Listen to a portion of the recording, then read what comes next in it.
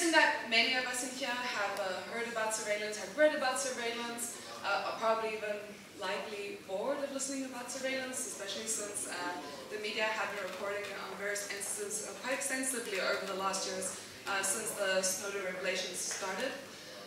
But still, even though I think based on the revelations, based on the work of various NGOs, even though we have a lot of proof and a lot of data which shows what the surveillance landscape looks like, there are still many, who argue that they have nothing to hide. Governments are still using the whole national security rhetoric, that surveillance is carried out only for the purpose of crime and terrorism. Well, in this talk I'm briefly going to talk about why it's not only about national security. And in regards to the whole, I have nothing to hide, I'm not a terrorist or a criminal argument, the way I see it, I mean, on the one hand, if we're arguing that, then that is clearly, in my opinion, a psychological coping mechanism, or it means that, we likely don't understand how surveillance is carried out, which itself is fine. I mean, it is quite complicated and very invisible in so many ways, or we just simply don't care about it. But regardless of what our reasoning is, in the end, the way I see it at least, and based on the research I've been doing over the last years, it really seems to be a largely political issue. In my opinion, probably one of the most important political issues globally nowadays, because it underlines, it has to do with power, which is exercised in subtle ways over the lives of all of us, regardless of where we live. I should grab this. So first of all, it's important to understand, what do we mean about surveillance? How is it carried out, technically, practically speaking? In the past, to be able to answering this question has been pretty difficult because a lot of it has been carried out in secret. However, there is this very interesting event, which some of you might be aware of. It's the ISS World Trade Show, which has been dubbed the Wiretappers Ball, which is kind of self-explanatory.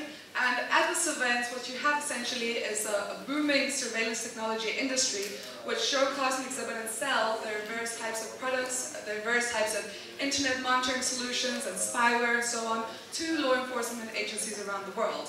In this map, you can see where these trade shows take place every year. And the interesting thing about these trade shows is that some activists have gone there and they have collected brochures from these companies and then published them online, which shows that, and by going through these brochures, we are able to see practically what kind of equipment are governments using, what are they in a position to collect, intercept, and so on. So these brochures, you can find them in the spy files, which are published on WikiLeaks' website. And while going through them, again, here, while preparing for this presentation, I happened to come across Ultron, which is a Ukrainian company. I'm not showing this here because I have anything against or personal with Ultron. This is just to clarify. I'm just bringing this as an example because it's a Ukrainian company that I came across in the documents. So if you're wondering practically how is surveillance carried out in Ukraine, personally I haven't done research in the country, so I'm probably not the best person to answer that question. But if you look at the types of technologies that are sold by companies in this country, probably to law enforcement agencies also in this country, then you get a simple idea. So this is from Ultron's brochure, and well, one of their brochures. And what you can see essentially is that they have certain solutions for intercepting various different types of protocols. One of which, so they intercept emails, and when they do interception, what they collect is both metadata and content data. By metadata, we mean information about information.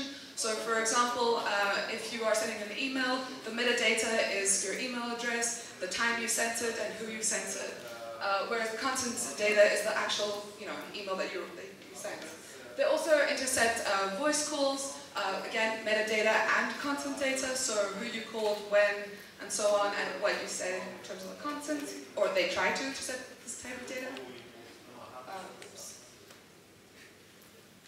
They also intercept, amongst the various types of things that they intercept, they also intercept, instant metadata and content data from instant messaging services, chat services, and also various types of data which flows in HTTP. HTTP is the protocol for transmitting data across the internet. If it's HTTPS, it's encrypted. The interesting thing here is that they mention Gmail, Hotmail, Yahoo, etc. I just want to mention here that this brochure is from 2011. Back then, Google and some of these companies made the huge mistake of transmitting data across their data centers in plain HTTP, which meant that the data was that their users' data was transmitted in clear text, and thus any government or any other third party could potentially intercept it. Now they are transmitting it encrypted, but there still is a lot of other traffic on the internet which has been transmitted in clear text, because let's not forget that, you know, a lot of websites and services are still HTTP. So before what I mentioned, that these were some of the mainstream solutions that you will find a lot of these companies selling at these events to law enforcement agencies. You might have heard of Finfisher. I don't know. If you've heard or read about Finfisher, please raise your hand. Okay, cool. So quite some people here. Great. So for those who aren't familiar with it, Finfisher was notoriously covered because it's one of the most sophisticated types of spyware that we've seen. Essentially, it's able to remotely take control of a target's computer and collect all the data in there, and then when collecting it, doing so in an encrypted way and in a subtle way where the user is not able to know that their computer has basically been owned. This is from the Citizen Lab, which published a report about Finfisher, and in the map here you can see where they found command and control servers where this has been used. But the interesting thing, the reason why I'm bringing Finfisher as a specific example here is because, as I mentioned before, even to this day, governments insist that surveillance is carried out for national security purposes. But based on the research, for example, from the Citizen Lab, what you can see is that in many cases, the very type of equipment, like Finfisher, which can be bought by these types of trade shows, is actually used for targeting human rights activists and journalists. And in my opinion, this is extremely concerning because we need human rights activists, you know, to challenge the status quo, to report on abuse and so on. And we need journalists to be able to collect data and report on it in a way which is confidential without that data being, you know, used against them or collected in secret by adversaries. So what you can see here is an example of some Bahraini activists targeted with Finfisher by their governments. It's worth noting here that these activists don't actually, when they were targeted with Finfisher, they didn't actually live in Bahrain, they lived in the UK, yet their government remotely took control of their computers by targeting them with Finfisher spyware. How this happened? Well, so here what you can see is an email that was sent to them. By looking at this email, it looks like a very normal, you know, banal email. Not banal, but like a legit email. It's sent by some Melissa Chan from Al Jazeera. And anyone who sees this, you know, will be like, okay, fine. And what this email includes is attachments, like the ones below. And essentially the email is asking them to, you know, open attachments to see pictures of torture, which they could potentially use as part of their activism. Can anyone spot what is wrong with this email?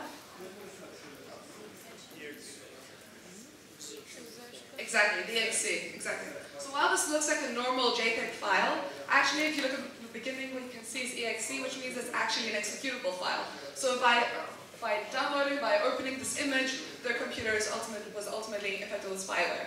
But it's not only Bahraini activists. We've seen many activists and journalists around the world who have been targeted with this type of spyware and with various other types of spyware by their governments as well. We've seen this in Ethiopia, where many Ethiopian journalists have been targeted by their government. We've seen this in Syria, where many political dissidents have also been targeted. And in these cases, this is very concerning because while we might say, this is computer stuff, I don't know this, I don't care about this, and so on. In reality, what that means is that if you are, for example, a Syrian opposition activist and your computer is owned, that data probably can and will be used to put you to jail, best case scenario. So this does have a lot of real-world effects. So, and apart from targeting the people who are supposed to defend our rights, in many cases we see that surveillance is carried out for the purposes of reinforcing geopolitical dynamics of power. We can see this, for example, here. So this is a memorandum. So this is basically a letter which was published from the Snowden leaks. And what you can see here is the intelligence relationship between the NSA and Jordan. How is this relevant to anything? Again, we learned that basically the NSA provided intelligence data to Israel in its operations against Palestinians. And the way that it got the data about the Palestinians was through Jordan.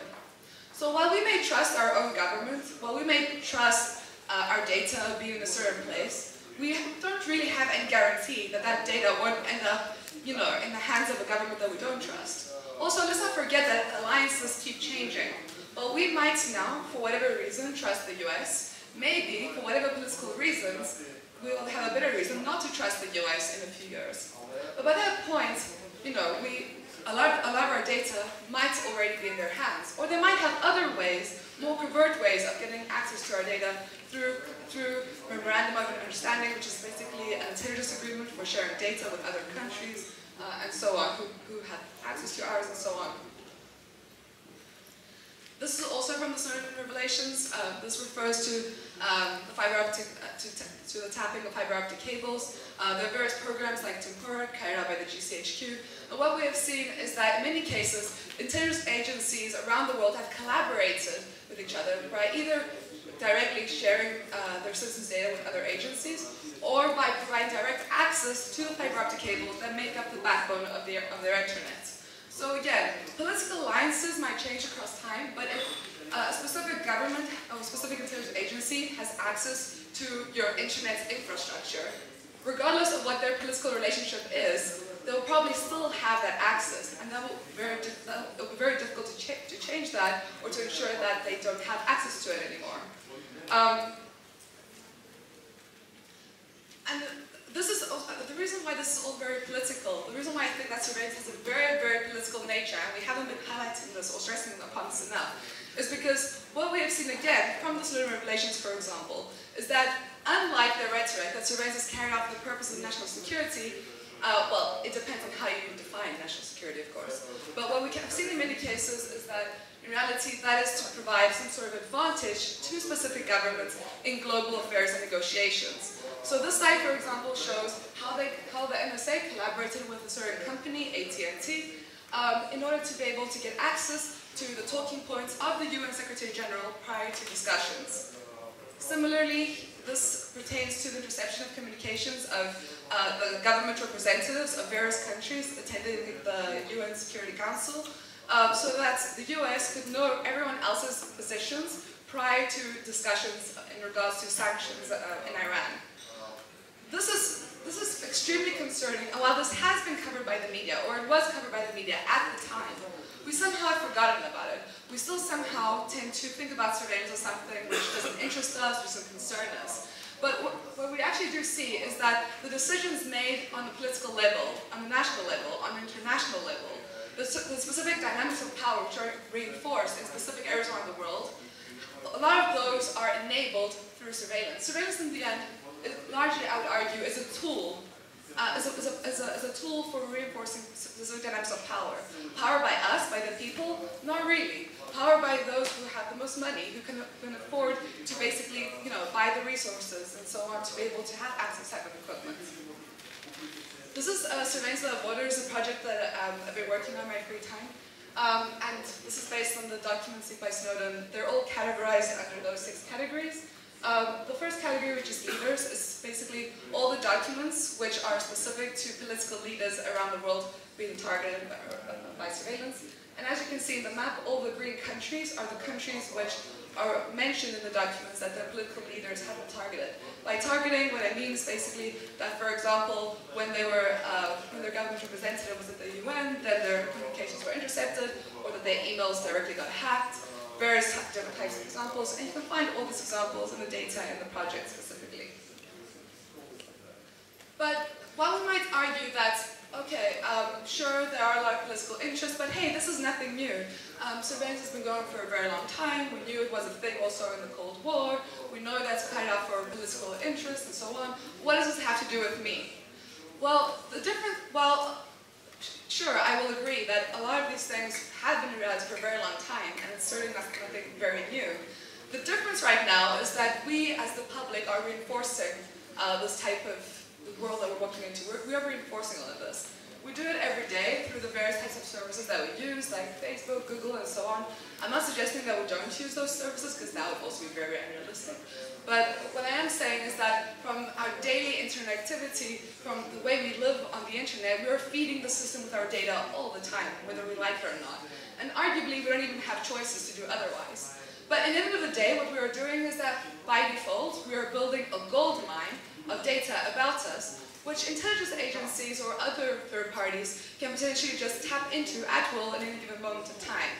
And this is uniquely valuable because if you were in power and you wanted to shift society, if you wanted to pursue your own interests, if you want to identify all of those groups or individuals who are a threat to your interest in any way, what better way to do it than in a system where everyone creates profiles for themselves, so to speak, based on their online activity. And by profiles, on the one hand, there are the profiles that we, so to speak, create about ourselves through the data that we give. But I'm not referring to like profiles that are created on Facebook. I'm actually really referring to profiles that are created about us by third parties without our knowledge and without our consent. And unfortunately, this is the democracy that we actually live in. We live in a democracy where there are multiple third parties taking decisions about our lives without our knowledge or our consent, based on profiles about that they think are accurate, or which they want to believe are accurate. Practically how this works, so these two slides, by the way, are from the GCHQ. TDI stands for Target Detection Identifier. So they themselves recognize that these are the sources where they can identify targets or potentially even create, so to speak, targets.